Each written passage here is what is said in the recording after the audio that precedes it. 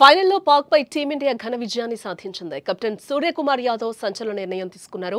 Match fee మొత్తం కూడా ఆర్మీకి విరాళంగా ఇస్తున్నానని కూడా ఆయన మీడియా ముఖంగా ప్రకటించారు. కెప్టెన్సీలో అద్భుత ప్రదర్శన చేశాడు ఎస్కేవై. క్రికెట్ ప్రపంచంలో భారత్ మరోసారి తన సత్తా చాటిందని చెప్పుకోవచ్చు. 2025 ఆసియా కప్ టైటిల్ను కైవసం చేసుకుని యావత్తు దేశాన్ని సంబరాల్లో ముంచెత్తింది.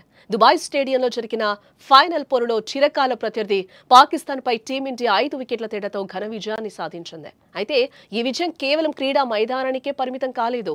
టీమిండియా కెప్టెన్ సూర్యకుమార్ యాదవ్ తీసుకున్న ఒక గొప్ప నిర్ణయం ఈరోజు దేశభక్తికి, మానవత్వానికి నిలువెత్తు నిదర్శనంగా నిలిచిందని చెప్పుకోవచ్చు. సూర్యకుమార్ యాదవ్ ఈ టోర్నమెంట్లో ఆడిన అన్ని మ్యాచ్ల నుండి వచ్చిన తన మ్యాచ్ ఫీజు ఏదైతే ఉందో ఆ మొత్తాన్ని కూడా దేశ రక్షణ కోసం పోరాడే ఇండియన్ ఆర్మీకి విరాళంగా ఇస్తున్నట్లుగా కూడా ఆయన ప్రకటించారు. కెప్టెన్ ఈ ప్రకటన చేయగానే అభిమానుల నుండి ప్రశంసల జల్లు కురిసింది. ఆసియా కప్ను గెలిచిన ఆనందంతో పాటు సూర్యకుమార్ తీసుకున్న ఈ గొప్ప నిర్ణయం దేశమంతా గర్వపడేలా చేసిందని కూడా అంటున్నారు. ఈ టోర్నీలో పాకిస్తాన్పై భారత్ ఒక అద్భుతమైన ఆధిపత్యాన్ని ప్రదర్శించింది.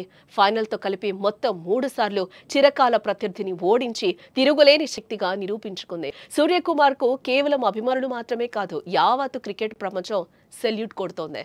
కొందరు విమర్శించినా వాటికి తావివ్వకుండా కెప్టెన్గా జట్టును ముందుకు నడిపించడంలో కానీ, బ్యాట్స్మెన్గా జట్టుకు విజయాన్ని అందించడంలో కానీ అతను ఎక్కడా తగ్గలేదు. క్రికెట్ మైదానంలో తన ప్రదర్శనతో పాటు దేశభక్తితో కూడిన నిర్ణయంతో సూర్యకుమార్ యాదవ్ యువతకు ఆదర్శంగా నిలిచాడని చెప్పుకోవచ్చు.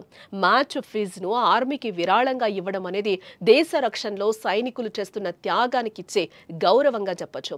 ఈ విజయం, ఈ నిర్ణయం ప్రతి భారతీయుడి హృదయాన్ని కూడా తాకింది. ఈ అద్భుతమైన విజయంతో భారత క్రికెట్ గతిని మార్చిన సూర్యకుమార్కు యావత్తు దేశం సెల్యూట్ చేస్తోంది.